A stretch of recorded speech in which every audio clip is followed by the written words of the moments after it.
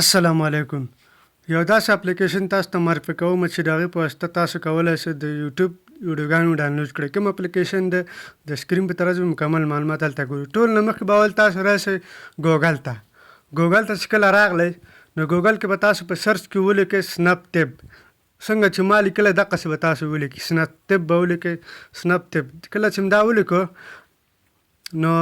دا ولیکو نو دلته به لاندې راشئ دلته دا لیکلی دی ډاونلوډر. نو دا په دې باندې به کلیک واخلئ او په دغه ځای باندې چې کله کلیک واخیسته دا به ځان سره څه کړئ ډاونلوډ به کړئ.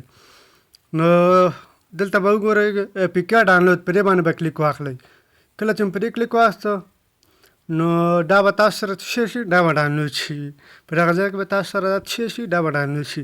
دلته وګوره ډاونلوډ انیوی په دې باندې به کلیک واخلئ او په دغه طریقه به دا تاسو موبایل کې ډاونلوډ شي. کله چې ډاونلوډ شي بعد دغه نه به راشئ دا به څنګه ډاونلوډوئ یو ویډیو مثلا دلته زه یو ویډیو انتخابوم دلته په دې درې ټکي باندې کلیک واخلئ په دې ویډیو کې په دې باندې به کلیک واخلئ. کله چې په دې کلیک دلته په دې شیر باندې کلیک واخلئ. کله چې په دې کلیک واخیسته په شیر باندې کله چې په دې کلیک واخیسته دلته به همغه سنپ ټیپ راواړوئ.